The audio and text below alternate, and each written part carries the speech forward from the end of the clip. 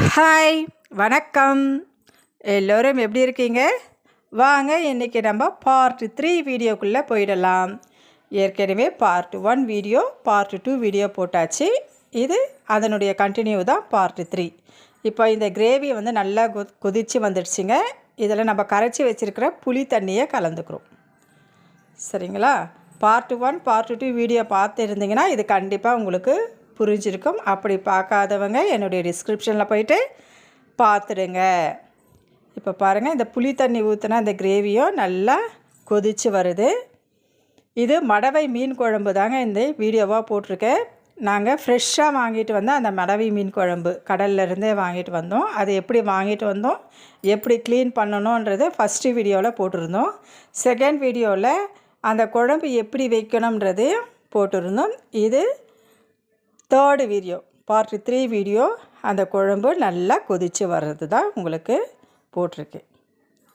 பாருங்கள், இதில் நான் அதாவது வெங்காயம், தக்காளி, பச்சை மிளகாய், கறிவேப்பிலை, கொத்தமல்லி, அது கூட பார்த்திங்கன்னா கத்திரிக்காயும் சேர்த்துருந்தேங்க. இப்போ நல்லா கொதித்த பிறகு அந்த மிளகாய்த்தூள் வாசனைலாம் போயிட்ட பிறகு நம்ம க்ளீன் பண்ணி வச்சுருந்தோம் இல்லையா, அந்த மடவை மீனை சேர்த்துக்கலாம். சேர்த்தாச்சு. சேர்த்துட்ட உடனே நல்லா கலரக்கூடாதுங்க, லைட்டாக கலரி விட்டால் போதும். இந்த மடவை மீன் வந்து எப்படி க்ளீன் பண்ணோன்றதையும் வீடியோவை நான் போட்டிருந்தேன், போய் பாருங்கள். யாருக்கெல்லாம் இந்த மடவை மீன் பிடிக்கும்ன்றதையும் எனக்கு கமெண்ட்டில் சொல்லிவிடுங்க. இந்த ஃபிஷ்ஷில் நான் எப்போவுமே என்ன சேர்ப்பேன்னா மஞ்சத்தூள், மிளகாய்த்தூள், உப்பு சேர்ப்பேங்க. இது சாதமும் நம்மளுக்கு ரெடியாக வச்சுருக்கேன். அரிசி நல்லா ஊறிட்டு இருக்கணும்னா அது பக்கத்துலேயே குழம்பு இறங்கிட்டவுடனே சாதமும் வச்சுடுவேங்க. இப்போ பாருங்கள், குழம்பு நல்லா கொதித்து வருது. ஃபிஷ்ஷும் கொஞ்சம் நல்லா வெந்திருக்கா மாதிரி தான் இருக்குங்க. ஸோ லைட்டாக நம்ம கிளறி பார்க்கலாம்.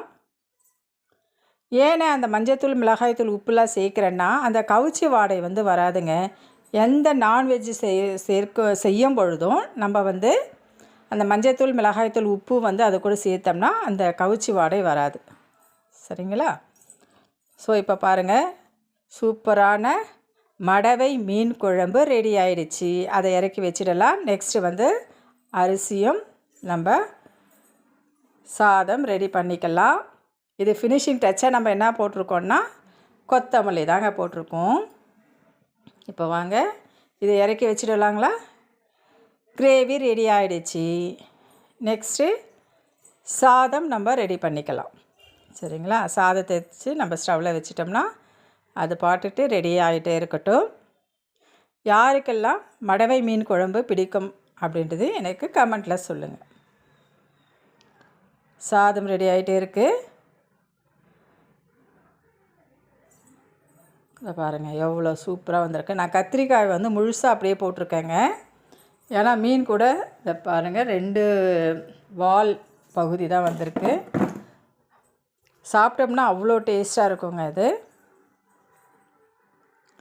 சாதமும் இப்போ ரெடி ஆகிடுச்சு.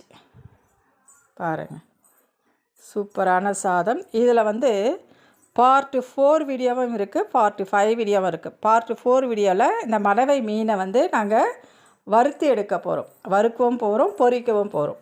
சரிங்களா? அதுக்கு தேவையான எண்ணெயும் நான் ரெடி பண்ணி வச்சுட்டேன். சாதமும் வடித்து எடுத்தாச்சு. குழம்பும் ரெடியாக இருக்குது. இப்போ நம்ம மீனை பொரிக்க வேண்டியது தாங்க. வாங்க அந்த மீனை பொரித்து எடுத்துக்கலாங்களா? எண்ணெயை வந்து சூடு பண்ணியாச்சு.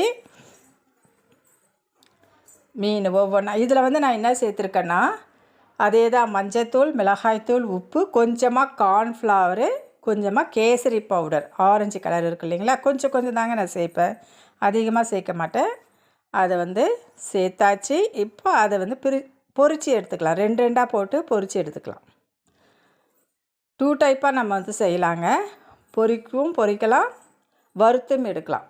உங்களுக்கு 2மே நான் வீடியோவாக போட்டிருக்கேன். பிடிச்சிருந்தால் லைக் பண்ணுங்கள், ஷேர் பண்ணுங்கள், கமெண்ட் பண்ணுங்கள். பாய்.